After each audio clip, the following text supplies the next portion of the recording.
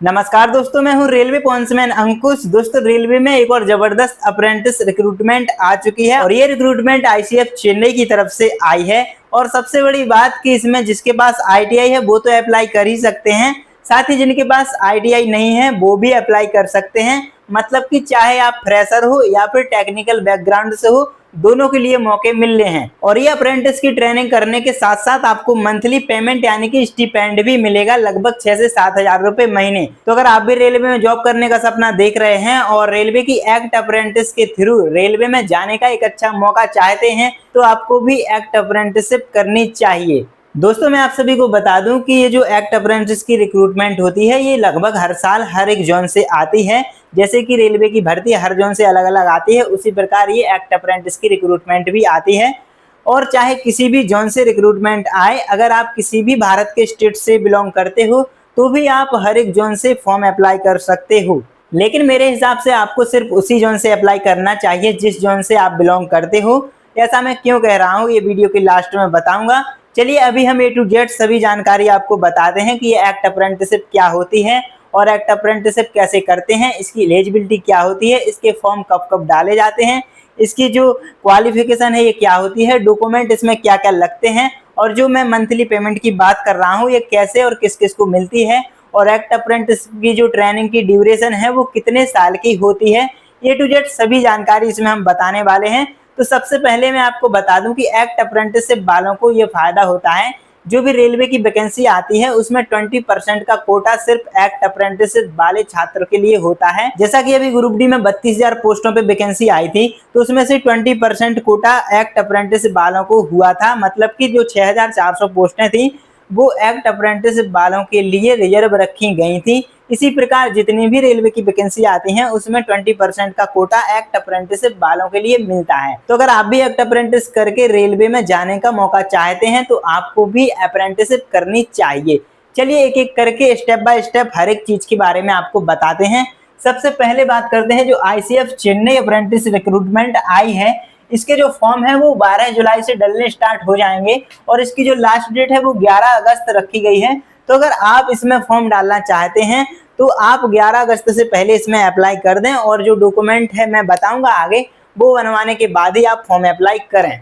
और ये जो टोटल वैकेंसी है ये है आईटीआई वाले कैंडिडेट के लिए 670 और जो फ्रेशर है उनके लिए टोटल है 320। और इसके लिए carpenter, electrician, fitter, machinist, painter और वेल्डर, तो टोटल 6 ट्रेड से ये एक्ट अप्रेंटिस की रिक्रूटमेंट आई है। वहीं इसमें जो आईटीआई के एमएलटी रेडियोलॉजी, एमएलटी पैथोलॉजी की पोस्टें हैं वो भी टोटल 10 इसमें आई हैं। तो आईटीआई वाले के लिए टोटल 680 पोस्टें हो जाएंगी। बाकी सारी डिटेल इस नोटिफिकेशन में लिखी हुई है तो यहाँ से भी आप पढ़ सकते हैं। और ये जो नोटिफिकेशन है ये मैं अपने टेलीग्राम चैनल पे डाल दूंगा, तो वहां से ये अपना नोटिफिकेशन डाउनलोड करके सारी चीजें पढ़ सकते हैं। आईटीआई की किस किस ट्रेड से ये सीट आई हैं, जैसे कि carpenter, electrician, fitter, machinist, painter, welder, MLT radiology, MLT pathology. और जो फ्रेशर वाले कैंडिडेट होते हैं उनके पास 10th या 12th होनी चाहिए मैथ या साइंस स्ट्रीम से। और ये जो ट्रेनिंग है ये फिटर और इलेक्ट्रीशियन की ट्रेनिंग फ्रेशर कैंडिडेट को दी जाएगी। इसकी जो ट्रेनिंग की ड्यूरेशन होती है, जो आईटीआई वाले कैंडिडेट हैं उनके लिए 1 साल की ट्रेनिंग करनी होती है और इनकी अप्रेंटिस कंप्लीट हो जाती है। वहीं जो फ्रेशर कैंडिडेट होते हैं उनके लिए अलग अलग 1 साल 3 महीने से लेकर 2 साल तक की ट्रेनिंग करनी होती है, तब जाके इनकी एक्ट अप्रेंटिसशिप पूरी होती है। इसकी एज लिमिट की अगर हम बात करें तो 11 अगस्त 2025 से इसकी एज काउंट करी जाएगी। और जो आईटीआई वाले कैंडिडेट हैं वो 15 साल से लेकर 24 साल तक के कैंडिडेट इसमें अप्लाई कर सकते हैं। वहीं जो फ्रेशर कैंडिडेट हैं वो सिर्फ 15 से 22 तक ही इसमें अप्लाई कर पाएंगे। और वहीं जो एससी एसटी वाले कैंडिडेट होते हैं उनके लिए 5 साल एक्स्ट्रा एज रिलैक्सेशन, और ओबीसी वालों के लिए 3 साल का, और पीडब्ल्यूबीडी वाले कैंडिडेट के लिए 10 साल का एज रिलैक्सेशन मिल जाता है। इसके बाद अगर हम इसके फीस की बात करें, जब आप फॉर्म फिल करेंगे तो इसकी 100 रुपये आपकी फीस लग जाएगी। वहीं जो एससी एसटी पीडब्ल्यूबीडी और फीमेल कैंडिडेट होते हैं इनके लिए बिल्कुल फ्री फॉर्म डलते हैं, तो इनकी किसी भी तरह की फीस नहीं लगने वाली है। अब अगर हम इसके डॉक्यूमेंट की बात करें तो जब आप फॉर्म फिल करेंगे उस समय आपको एक तो पासपोर्ट साइज फोटो चाहिए होगी, वहीं आपके लेटेस्ट सिग्नेचर चाहिए होंगे जैसे आप करते हो, जो भी मार्कशीट आप लगा रहे हैं वो मार्कशीट होनी चाहिए, और कास्ट सर्टिफिकेट अगर आप एलिजिबल हो इसके लिए तो कास्ट सर्टिफिकेट और आधार कार्ड आपको फॉर्म भरते समय आपके पास होना चाहिए। अब इसके अगर हम सिलेक्शन प्रोसेस की बात करें तो जो फ्रेशर कैंडिडेट हैं उनकी 10th या 12th लेवल पे मेरिट बनाई जाएगी और उसमें उनको आना पड़ेगा। और वहीं जो आईटीआई वाले कैंडिडेट हैं तो उनकी 10th और आईटीआई की कट ऑफ का एवरेज निकालने के बाद जो मेरिट बनेगी उसमें उनको आना पड़ेगा। अब मैं आपको बता दूं कि जो मेरिट है, जैसे कि आपकी 10th में 80% मार्क्स आए हैं और आईटीआई में भी आपके 70% मार्क्स आए हैं, तो इनका जो एवरेज है वो इस तरह से निकाला जाएगा कि 80 और 70 जोड़ के इसमें 2 का भाग कर दिया जाएगा, तो ये आपकी 75% निकल के आएगी और इस हिसाब से आपकी मेरिट बनाई जाएगी। और अगर किसी कैंडिडेट की मेरिट में जो मार्क्स सेम हो जाते हैं तो एज और पासिंग ईयर के हिसाब से उसको सिलेक्शन दिया जाता है। मतलब जिसकी एज ज़्यादा होगी उसको सिलेक्शन मिलेगा, या फिर जिसने जो आईटीआई है वो पहले पास करे होगी उसको सिलेक्शन दिया जाएगा।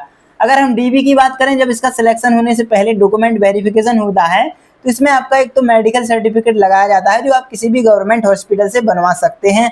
वहीं जो टीसी होती है, जिस स्कूल से आप पढ़ के आए हों उस वहां से आपको ट्रांसफर सर्टिफिकेट दिया जाता है, तो वो आपको ले जाना पड़ेगा। और अगर आप माइनर में आते हैं तो आपको अपने पेरेंट्स के साइन करके कॉन्ट्रैक्ट डिक्लेरेशन फॉर्म लेके जाना पड़ेगा। और वहीं इसके मंथली स्टिपेंड, मतलब कि जो मंथली पेमेंट एक्ट अप्रेंटिस वाले छात्र को मिलती है, उसकी बात करें तो जो 10th वाले फ्रेशर होंगे उनको 6,000 रुपये मंथ मिलेगा। वही 12th वाले जो फ्रेशर होंगे उनको 7,000 रुपये मंथ मिलेगा। और जो आईटीआई वाले कैंडिडेट होंगे उनको भी 7,000 रुपये महीना मिलेगा। और अगर किसी की 1 साल से ज़्यादा की ट्रेनिंग है तो 1 साल के बाद उसको 10% का हाइक भी इसमें मिल जाएगा। मतलब कि एक को 6600 रुपये और दूसरे को 7,700 रुपये पर मंथ मिलने लगेगा। तो दोस्तों ये थी पूरी जानकारी जो आपको एक्ट अप्रेंटिस करने के लिए ज़रूरी होगी। अब मैं आपको बताता हूँ कि अगर आप किसी अदर स्टेट जैसे यूपी, बिहार, एमपी, राजस्थान से बिलोंग करते हो तो आपको ये फॉर्म भरना चाहिए या फिर नहीं। तो दोस्तों मैं आपको बताऊं कि इसको करने के लिए जब आप वहाँ पे जाएंगे तो सिर्फ आपको मंथली 6,000 7,000 रुपये ही मिलेंगे, लेकिन बाहर रहने का खर्चा, खाने का खर्चा, ये सब आपको खुद से उठाना पड़ेगा। तो आप घर से जब इतना दूर रहेंगे, खर्चा उठाएंगे, तो फिर आपके पास, आपके हाथ में कुछ नहीं आएगा और आप इतनी दूर जाके ये सर्टिफिकेट हासिल करेंगे। तो मेरे हिसाब से आपको इस जोन से फॉर्म अप्लाई नहीं करना चाहिए अगर आप अदर स्टेट से बिलोंग करते हो। लेकिन अगर आप तमिलनाडु स्टेट से बिलोंग करते हो तो आपको ये फॉर्म जरूर भरना चाहिए, क्योंकि एक्ट अप्रेंटिसशिप वाले छात्र को बहुत ज़्यादा फायदा रेलवे की वैकेंसी में मिल जाता है। बहुत कम मार्क्स में इनका सिलेक्शन हो जाता है। अब मैं आपको बताता हूँ कि जो वैकेंसी है हर एक जोन से हर साल आती है, अलग अलग ट्रेड के लिए और अलग अलग वैकेंसी सीटों के लिए इसमें आती है। तो अगर आप जिस भी जोन से बिलोंग करते हो उस जोन की जब भी वैकेंसी आएगी तो आप वहाँ से फॉर्म अप्लाई कर सकते हो। और इसका जो फॉर्म अप्लाई है इसकी ऑफिशियल साइट से करना होगा, जैसे कि rrbchennai.gov.in वाली वेबसाइट से भी आप इसको कर सकते हैं। और अगर आपको डायरेक्ट इसकी साइट नहीं पता है तो sarkarireal.com या सरकारी एग्जाम के थ्रू आप इस पे जा सकते हैं। तो दोस्तों आज की इस वीडियो में इतना ही था। उम्मीद है कि आपको ये वीडियो पसंद आई होगी। अगर वीडियो पसंद आई है तो वीडियो को लाइक और अपने दोस्तों के साथ शेयर जरूर करना। और अगर इससे जुड़ा हुआ कोई और डाउट आपके मन में रह गया हो तो आप मुझसे कमेंट में पूछ सकते हैं। और अगर अभी तक चैनल को सब्सक्राइब नहीं किया है तो ऐसे ही इन्फॉर्मेटिव वीडियो के लिए अपने चैनल को सब्सक्राइब जरूर कर लें। धन्यवाद।